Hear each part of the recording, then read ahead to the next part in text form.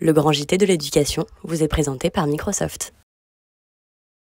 Bonsoir Loïc. Bonsoir Virginie et bonsoir à tous. À la une aujourd'hui, le programme du Rassemblement national présenté en conférence de presse ce matin et les propositions de Jordan Bardella pour l'école. Le président du Rassemblement national veut provoquer un Big Bang de l'autorité à l'école. Je vous propose de l'écouter. Dès la rentrée, les téléphones portables seront interdits dans les établissements scolaires, dont les lycées. Nos écoles, je le crois, doivent devenir des zones de sobriété numérique. Les écrans ne sont pas les principaux pourvoyeurs de la violence, bien sûr, mais on ne peut pas minimiser leur impact dans les difficultés de concentration ou les comportements mimétiques. Le vouvoiement des enseignants sera obligatoire et les expérimentations des ports de l'uniforme sera poursuivies. Je suis, à titre personnel, favorable à son instauration à l'école primaire, mais aussi au collège. Nous mettrons un terme à l'idéologie du pas de vague et au recul de la République dans ses propres institutions. La protection fonctionnelle sera automatique pour les membres de la communauté éducative en cas de plainte pour violence, menace ou injure. Nous le devons aux milliers de professeurs intimidés, mis sous pression ou agressés chaque jour. Nous le devons également à Dominique Bernard ou à Samuel Paty. Jordan Bardella qui a également évoqué la mise en place de sanctions planchées dans les conseils de discipline pour les élèves perturbateurs ou harceleurs, ainsi que la création de centres spécialisés pour les encadrer.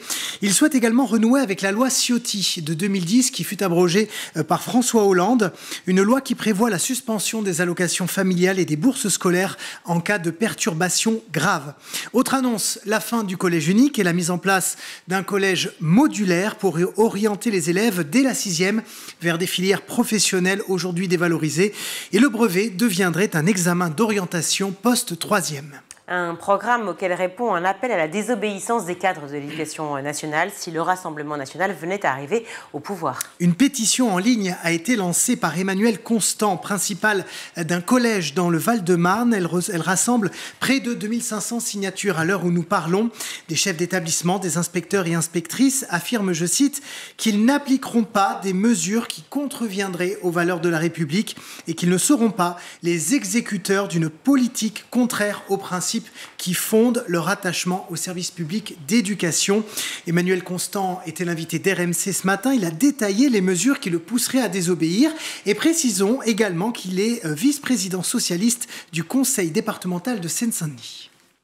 Nous nous refuserions, par exemple, à vérifier le caractère légal ou réglementaire du droit de séjour de nos élèves sur le territoire français. Pour le dire autrement, si on vous demande de dénoncer vos élèves sans papier, voilà, vous refuserez de le faire. Absolument, je vous le confirme, parce que la mission de l'école, elle est indépendante finalement des gouvernements successifs.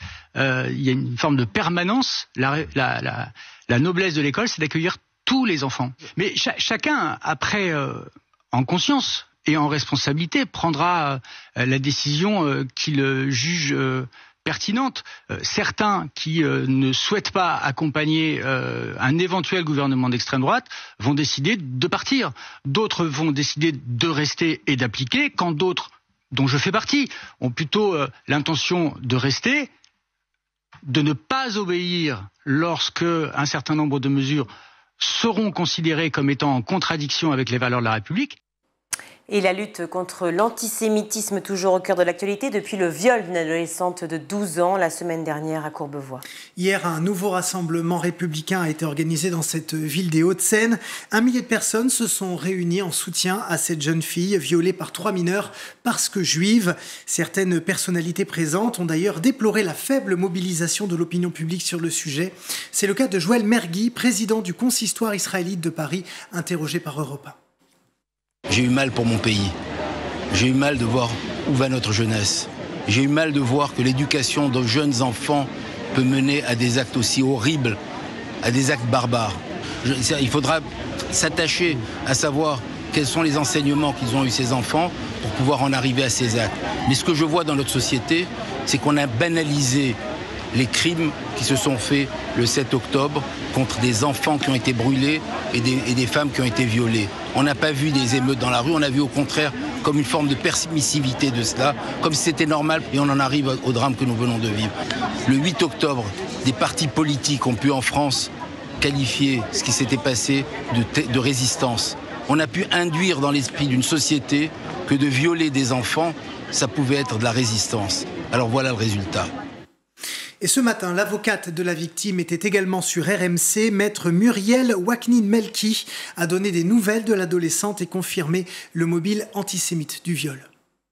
Derrière ce viol, il faut maintenant traiter les problèmes de santé physique, prendre les traitements médicamenteux qui s'imposent. Quand à 12 ans, on a eu des relations sexuelles qui ont été imposées.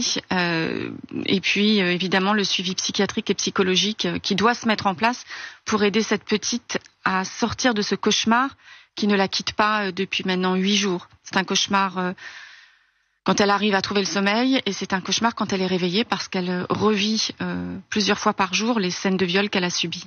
Cet enfant a été visée, ciblée, touchée parce que juive, parce qu'elle a menti à son camarade en lui disant qu'elle n'était pas juive et en disant qu'elle était musulmane pour ne pas justement subir de harcèlement, qui lui a reproché le fait d'être juive et donc d'être au soutien des intérêts d'Israël.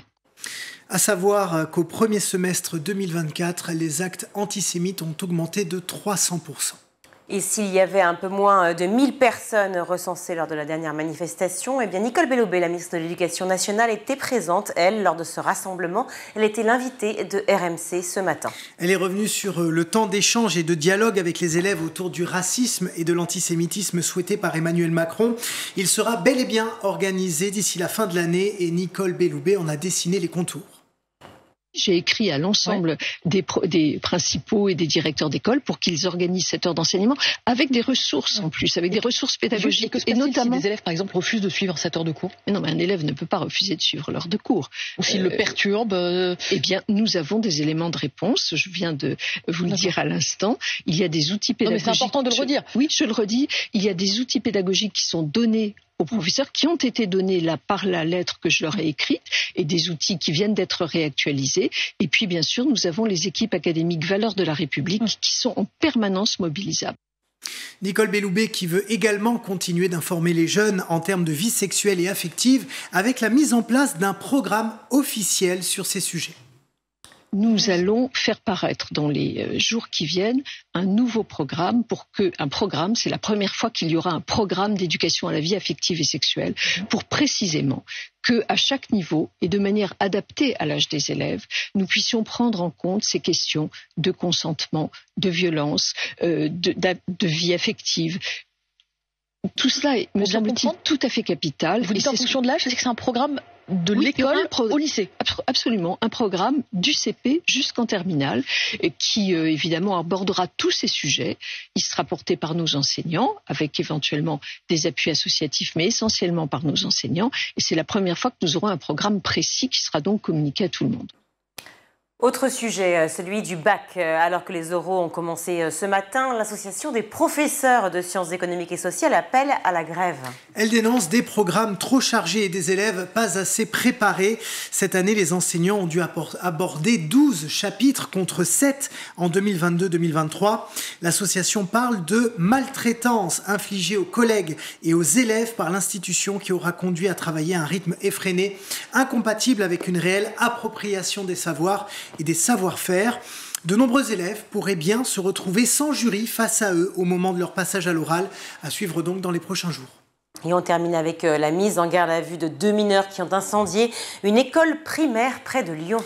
Oui, depuis ce matin, 240 élèves de Mézieux vont terminer leur année scolaire dans un autre établissement. Mercredi dernier, 2 adolescents ont effectivement saccagé et mis à feu une école élémentaire. Et les images que vous voyez là auraient été tournées par les 2 mineurs eux-mêmes, actuellement en garde à vue. Ils auraient filmé leurs méfaits, ils auraient diffusé la vidéo sur les réseaux sociaux, ce qui aurait permis leur interpellation rapide. De lourds travaux vont maintenant être lancés tout au long de l'été. Il faut refaire l'eau, le carrelage, l'électricité, les plafonds, tout en rachetant des tables, des chaises et des fournitures. Il n'est pas sûr pour l'instant que les élèves puissent retrouver leur salle de classe à la rentrée. Merci Loïc. Vous avez regardé le Grand JT de l'éducation avec Microsoft.